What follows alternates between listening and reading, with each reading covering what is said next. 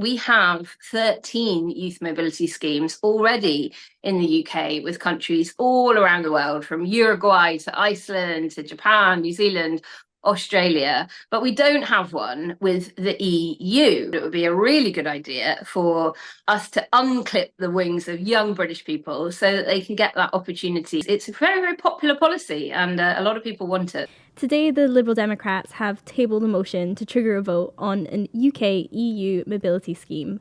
What is that scheme? Well, that's a very good question because we have 13 youth mobility schemes already in the UK with countries all around the world, from Uruguay to Iceland to Japan, New Zealand, Australia, but we don't have one with the EU. And what this bill is aiming to do is to try and convince the government that it would be a really good idea for us to unclip the wings of young British people so that they can get that opportunity that listeners as old as I am had when I was younger, that ability to go and live, work, study, fall in love, learn a new language across 27 other countries on our doorstep. So, yeah, I really hope that the government is listening because it's a very, very popular policy and a lot of people want it. So, yeah, that's what the bill is all about doing. And youth mobility schemes are very, very different from things like freedom of movement because they require you to get a visa, you have to apply, you have to pay to apply, they're time limited. So when the time is up and your visa runs out, then you go home to the country that you were brought up in. You spoke a bit about some of the benefits that young people might get from this, but I was wondering if you talk a bit more about what the specific benefits might be and also if there would be any benefit for British business. So I think one of the clear benefits of youth mobility schemes is giving people the opportunity to immerse themselves in another culture. When we talk about anything to do with moving people around and migration, we often focus on the economic benefit of it. And I'll come to your question about business in a minute. But I know a young woman who trained as a hairdresser, and her dream was to be able to go and do hair and makeup in Marbella 10 weekends and weddings and women on holiday and making them all look gorgeous for their nights out. And she can't do that now because she could only go and stay for 90 days under the deal that we've got currently with the EU. We're limited to 90 days that we can spend as British passport holders in the EU. So it's about giving people the opportunity to fulfill their dream, learn a language, meet new people, and then come home with all of that amazing experience and skills and connections and networks and thrive once they're back in the UK. So that's one amazing opportunity. For businesses, well, here in the UK, a lot of businesses have vacancies that they can't fill. We've actually got quite a low unemployment rate here in the UK at the moment. And when you look at some industries like hospitality, they really benefited when we were members of the EU because lots of young Europeans would come to the UK, different parts of the UK, and work in those kinds of jobs, whether it was making coffee or serving tables or working in our amazing arts industries, like in theatres and things like that, or in social care, healthcare. All of those kinds of professions we know are really struggling to fill the jobs that those organisations need to grow and flourish and deliver for British people. So I think most sectors of the economy would really benefit from a youth mobility scheme too. But I do want to stress, for me and for a lot of people, it is about the cultural and social impact. Letting people go and live and work and study in another country is just brilliant for humanity. Given all of that, are the Labour Party planning to back this motion today? I don't think they'll back the motion today, but what we need to remember is that this does a couple of things. First of all, it raises the issue in Parliament. That in itself is a fantastic thing. Making sure that the government see the breadth of cross-party support for this issue, but really importantly, how much voters want it. So one of the things we do at Best for Britain is a lot of constituency level polling. And we found that 2/3 of people in the UK want the UK government to negotiate this kind of youth mobility scheme with the EU, even in some of the most heavily leave voting anti-European constituencies in the country. So the government have got nothing to fear. And in fact, they've got a huge amount of popularity to gain if they were to do it. But at the moment, we are in a reset, and you'll often hear the government talking about we're going to reset the relationship with the EU. What do they mean by that? Well, when Boris Johnson and David Frost negotiated the truly terrible trade deal that we've got with Europe at the moment, one of the things baked into it was a review, and that review is going to happen towards the end of this year and into 2026. And so the government will have to go into those negotiations and say to the EU, here's what we'd quite like to improve the trading relationship. And one of the things we might be able to offer you is the thing that we know you really want, because you keep telling us you really want it, which is a youth mobility scheme. So while we might not see the government move on it today, I think it is something that they might be keeping in their back pocket as part of the renegotiation. Do you think that's the only reason there's been a reticency from Labour leadership not to fully endorse a mobility scheme just now? I think there is a hesitation within the Labour Party about anything to do with the word mobility and movement, because they are worried that voters might think that that is reopening the can of worms that really was the Brexit debate and how toxic all of that was. But that's why organisations like Best for Britain do the polling at a constituency level, to show them that actually that fear is unfounded. Even the most ardent Eurosceptics, like, I hasten to add, the last government, support this kind of thing. When I say the last government, well, Sunak, when he was Prime Minister, did try to negotiate a slightly different kind of youth mobility scheme with the EU, rather than proposing that it was a bilateral deal between the UK and the EU. He was trying to negotiate the UK having separate deals with countries like France and Germany. But the EU would like it to be a pan-European scheme with the UK. So when you even got people like George Eustace, who was an MP, he was a minister at DEFRA, and before that, he was a UKIP councillor. So very much on the Eurosceptic wing of the Conservative Party. Well, he's in favour of a youth mobility scheme. So I don't think Labour have got anything to worry about. I think they're beginning to hear that. And if listeners like those of your podcast write to their MP, particularly if it's a Labour MP, to let them know that they're in favour, then I think that would be a really good thing, so that they can hear from their own voters that, hey guys, this is something we really want. Aside from the youth mobility scheme, should the Starmer government be seeking closer ties to the EU, and kind of what form should those ties be? Absolutely, the Starmer government should be, and I think is, seeking closer ties with Europe. They keep telling us that they are, and that that's what they want. And when we look at the situation that Rachel Reeves has inherited and the really parlous state of the economy, coupled with their ambition for growth, and they keep restating that ambition for growth, then they do need to prioritise a closer trading relationship with Europe. Now, what do I mean by that? Well, there is a huge amount of friction at the border at the moment. A lot of people have stopped trading with Europe completely because of the cost of doing that. It's become more difficult in terms of the rules and regulations that UK producers have to meet in order to get their product over the border and through the checks now that are going to be done. And so they're shutting up shop in some cases, or just not trading at all. And that means that trade as a percentage of UK GDP is at risk.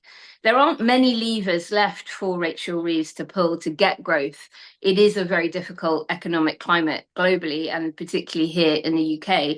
So if they do want to fulfill their ambition for growth, then I think they need to pursue a couple of things. A youth mobility scheme is one, but something that sounds a bit more technocratic and boring is actually very, very important. And that is something we call beneficial alignment. That would really help give businesses the stability and the certainty and the confidence to plan and invest in their own businesses, in order to understand what regulatory framework they need to be producing goods for. Because if you're in an alignment with your closest trading partner, then you're all producing your goods and products and services to the same quality, control and safety standards, and meeting each other's regulatory requirements. If you diverge and you go too far away from those, then of course EU is going to say, well, we can't be sure that your products are safe for our consumers here. So we need you to also prove that you're meeting our regulatory standards as well. And that means that you're doubling the amount of cost to certify your good or product to be safe for both sale within the UK and into the EU. So regulatory alignment and a youth mobility scheme would be two things that the government, I think, should be thinking very, very hard about as they enter into the review of the Brexit deal. On trade, one of the things that Best for Britain is calling for is for the government to implement recommendations from the Business Select Committee that include for the Business Select Committee to include a UK trade board. What would that do and why? So one of the things that Best for Britain came up with was this concept of an OBR for trade. So an independent board of trade on a statutory footing. And what that would do by being independent of government, unlike the current board of trade, which isn't, is it would allow them to do impact assessments on changes to trade deals and any new free trade agreements that the government is signing with other countries around the world.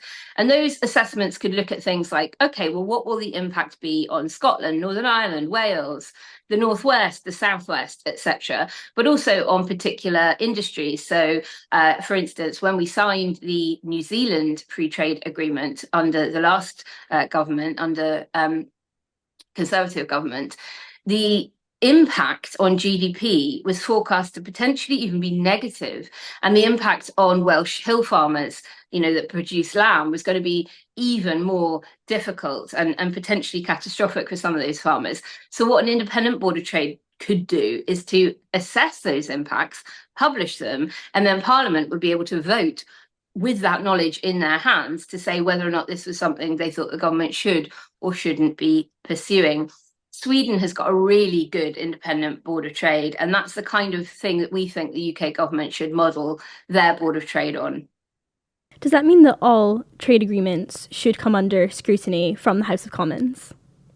I think most things that the government does should come under scrutiny from the House of Commons, but especially things as critical to our economic health as trade agreements. But not just our economic health. You've got to think about things like standards and regulations, environmental commitments, human rights abuses. When we talk about a US trade deal, which for the record, I don't think is going to happen anytime soon, you often hear people talking about chlorinated chicken and hormone-filled beef reaching UK supermarkets and also potentially causing some changes significantly to our National Health Service in return for our trade deal with them. The US would probably want some kind of access to our health service. So I think what I would be recommending is that government is able to be confident in putting forward to Parliament their proposed plans for any changes to existing trade deals and any future trade deals they might be signing, so that MPs from across the House can take a view and scrutinise properly what the government is up to. Now, that's not to say the government isn't being scrutinised at the moment. There are select committees, of course, that scrutinise the work of people that are looking at our trade deals, whether they sit within the Department for Business and Trade or with the minister who's looking after our renegotiation with Europe, Nick Thomas-Symonds. So there is some level of scrutiny, but I think there can never be too much in a democracy, and it'd be great for Parliament to get a little bit more involved in having a say over the trade deals that we're signing. You mentioned the US there. Do you think that a closer alignment with Europe will make us more or less favourable to President-elect Trump? So I think what you've got to do is prioritise. It's not about making a choice. It's not either or. It's not, okay, we are only going to think about doing deals with Donald Trump and therefore we cannot pursue them with the EU or vice versa. But what the government will be mindful of is the fact that trade declines with distance. So all over the world, people tend to have closest trading relationships with the countries nearest to them. And we're really lucky that we are on the border and share a land border with, in Ireland, a huge single market, a really powerful economic bloc. And in an era of protectionism and sort of deglobalization that we find ourselves in, it's even more important to hug close your nearest and largest and most important trading partners. So our advice to the government is prioritize the relationship with the EU. And then if you manage to get some stuff out of the US as well, then great. But all economic models and forecasts of what a US trade deal might deliver are far smaller than those that a deeper and more significant comprehensive trade deal with the EU can deliver. I know you touched on the fact that from your polling, even some Leave voters are in favour of a UK-EU mobility scheme. But for those that might argue something like that is a reversal of Brexit against the kind of democratic will that was displayed during Brexit, what would you say to them? Well, it's just not true. If only a youth mobility scheme was akin to freedom of movement. Unfortunately, for people who are very pro-European like me, that's simply not the case. So youth mobility schemes are time limited. Governments negotiate a cap on the numbers. So they might agree with the EU that we'll accept X thousand of your people for X thousand of our people. And they run out after the time is up and there is no route to residency at the end of it. And Leave voters know that. Voters aren't stupid, no matter how they voted. They understand that that's what this is about, and that's why they're supportive of it. But it's also really interesting to look at the numbers when you can analyse the existing schemes that we've got. So I mentioned we've got 13 with different countries around the world. And we look at the most recent data for that. 23,000 young people came to the UK in 2023 under those schemes. 26,000, I think, Brits left for Australia alone. So actually more young British people left under the youth mobility schemes than young people came to the UK under them. So it's just not true that these have a negative impact on the numbers of inbound people into the UK. It's a really positive thing. And Leave voters know it, and I think the government know it too. And that they are learning not to be too frightened of policies like this when it comes to their electoral success because they're popular. We've spoken a bit about the kind of how it makes economic sense, trade-wise, to align closer with Europe. But what are the risks if we don't establish closer alignment with the EU? One of the big risks is divergence. So when we left the EU, one of the things that the then Tory government did was something called the Retained EU Law Bill, where we took existing EU law that we'd signed up to, that we wanted to keep, and we put it on the statute book here in the UK. But that's like a snapshot in time. That was the laws as they stood then. But like all countries around the world, the EU as a bloc is constantly refining and changing its rules and regulations. But here in the UK, if we don't mirror that, then we diverge. So let me give you one example. And it sounds very unappetizing, but it's an ingredient called titanium dioxide. And it's usually used in things like icing on birthday cakes or in ice creams. And the EU have banned it now. They think that there are links to carcinogenic properties in it. And so if you are a birthday cake maker or an ice cream maker here in the UK and you use that ingredient, you cannot sell that product into the EU. Whereas here you can still produce to those standards and sell within the UK. So that's just like one example of how a law can change in a trading partner.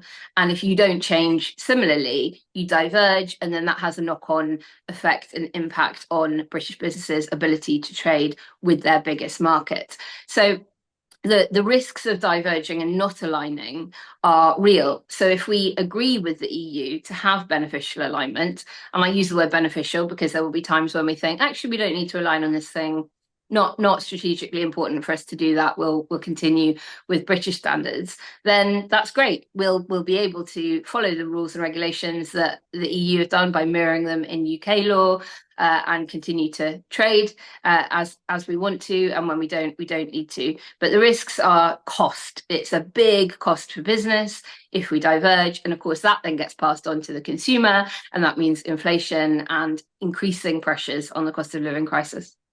Naomi Smith, thank you so much for speaking with us today.